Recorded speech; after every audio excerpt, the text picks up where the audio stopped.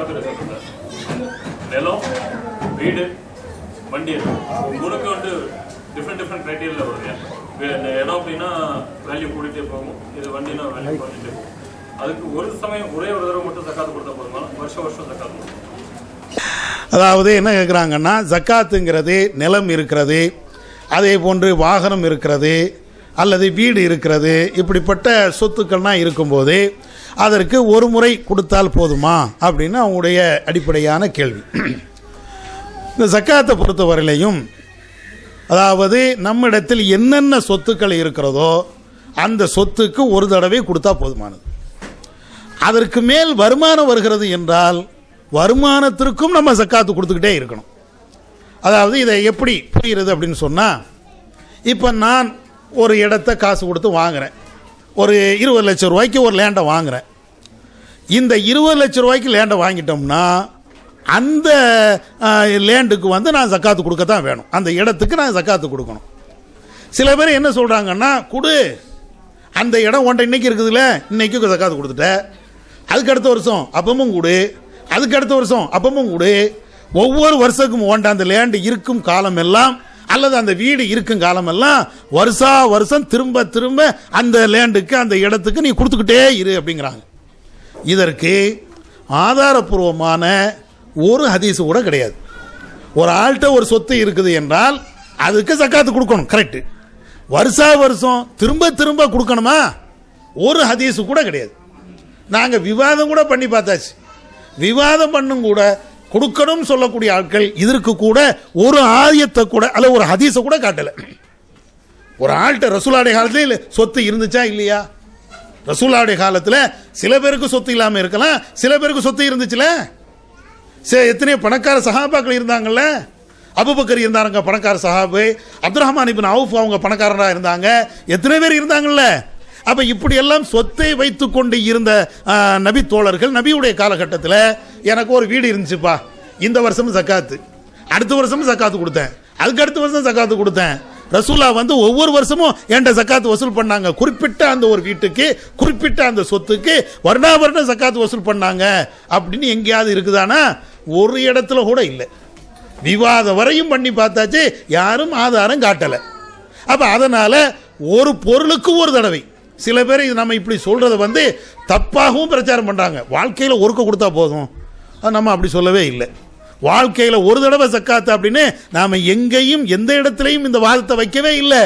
ஒரு ஆளுக்கு ஒரு வாழ்க்கையில் ஒரு நேரத்தில் 10 லட்ச ரூபா வரலாம், ஒரு நேரத்தில் 20 லட்ச ரூபா வரலாம், ஒரு நேரத்தில் வருமானம் இல்லாமல் இருக்கும். வருமானம் வரது கூட வருமானம் தான் பண்ணிக்கிட்டே இருக்கிறோம்ல. அப்போ அவர்கிட்ட வரக்கூடிய ஒவ்வொரு வருமானத்திற்கும் அல்லது மேல் மிச்சமாக இருக்கக்கூடிய ஒவ்வொன்றுக்கும் அவர் ஜக்காத்து கொடுத்துட்டே இருக்கணும்.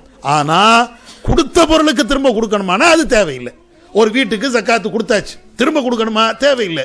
இன்னொரு வீடு நான் வாங்குறேன், அதுக்கு ஜக்காத்து கொடு. இன்னொரு கடை வாங்குறேன், அதுக்கு ஜக்காத்து கொடு. அதுக்கெல்லாம் கொடுத்துட்டு தான் இருக்கணும்.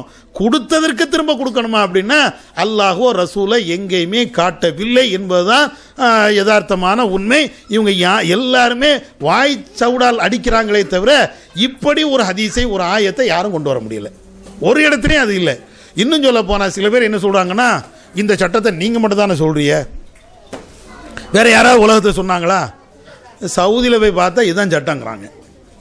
இப்போ சமீப 2-3 மாதத்துக்கு முன்னால் சவுதி போயிருக்கோம், அப்பவும் விசாரித்தேன், போன வருஷம் போகும்போது விசாரித்தேன், என்ன அங்கே உள்ள முத்தவ்வாக்களுடைய ஆலிமுடைய கருத்து என்ன அப்படின்னு. நம்ம சகோதரர்கள்ட்ட கேட்கும்போது ஒரு ஆள் போய் ஒரு முத்தவ்வாட்ட கேட்குறாரு, இந்த கொடுத்த பொருளுக்கு திரும்ப திரும்ப ஜக்காத்து கொடுக்கணுமா, வருடம் ஜக்காத்து கொடுக்கணுமா அப்படின்னோடனே உனக்கு என்ன லூஸானு கேட்டிருக்காரு அந்த முத்தவ்வா. இல்லை, எங்கள் ஊரில் நாங்கள் இந்த கருத்தை சொன்னோம், எல்லாரும் எங்களை அடிக்க வாரான். இல்லைங்க, மார்க்கத்தில் அப்படியே கிடையாது, இங்கேயும் நாங்கள் ஜக்காத்து கொடுக்குறோம், கவர்மெண்ட்டுக்கு ஜக்காத்து கொடுக்குறோம். எப்படி கொடுக்குறோம்னா, போன வருஷம் கொடுத்த அந்த பொருளுக்கு இந்த வருஷம் நாங்கள் கொடுக்கல, ஆனால் மேல் மிச்சம் வருமானம் வந்தால் அதுக்கு நாங்கள் ஜக்காத்து கொடுக்குறோம். அப்போ அவரும் சொல்கிறார், எனக்கு வீடு இருக்குது, அவருக்கு கம்பெனியும் இருக்குது, கம்பெனிக்கு அது அந்த ப்ராப்பர்ட்டி இருக்குல்ல அதுக்கு ஜக்காத்து கொடுத்துட்டாராம். மீண்டும் அதுக்கு ஜக்காத்து கேட்க மாட்டாங்களாம். என்ன செய்வாங்கன்னா, அந்த கம்பெனியில் இருந்து வருவாய் வரும்ல, மாசமோ வருஷமோ ஒரு வருவாய் இல்லை, அந்த வருவாய்க்கு ஜக்காத்தான்னு கேட்குறாங்களாம். அந்த வருவாய்க்கு ஜக்காத்து கொடு. போன வருஷம் 10 லட்ச ரூபா வந்துச்சு, அதுக்கு ஜக்காத்து கொடு.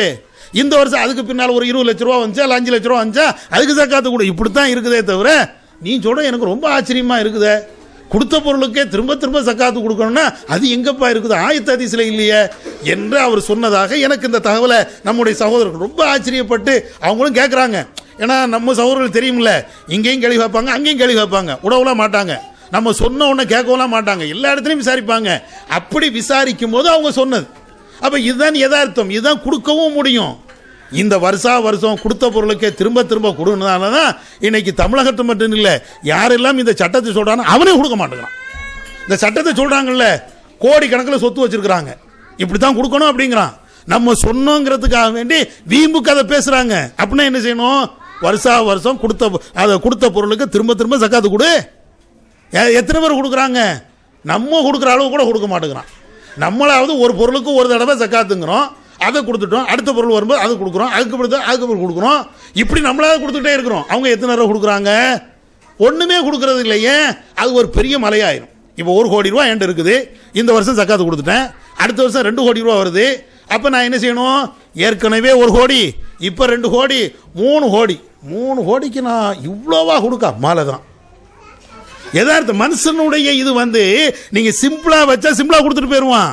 நீங்க சுமைக்கு மேல சுமை வச்சாச்சுன்னா அவன் எப்படி கொடுப்பான்? ஏன்னா நம்ம ஊர்ல இந்த டாக்ஸி போடுறானே அது மாதிரியா, அதையோ கொள்ளைங்கிறோம்ல, அல்ல என்ன கொள்ளைய அடிப்பான்? அதனால இறைவன் மனுஷனை படைச்சவன், அவனுக்கு எல்லாமே தெரியும், நம்முடைய மனநிலை எல்லாமே தெரியும். அதனால நமக்கு என்ன சக்தி இருக்கிறதோ அதைத்தான் அல்லாஹ் சொல்லி இருக்கிறான். தேவையில்லாம திரும்ப திரும்ப கொடுக்கணும்னு இவங்க எடுத்துக்கிட்ட முடிவு தானே தவிர மார்க்கத்தில் அந்த முடிவு இல்லை. கூடுதல் விவரத்துக்கு ஏற்கனவே ஜக்காத் ஒரு ஆய்வு அப்படின்னு சொல்லிட்டு நம்ம ஜமாத்திலிருந்து வெளியிட்டு இருக்கிறோம். அந்த நூலை நீங்க படிச்சுக்கிடுங்க.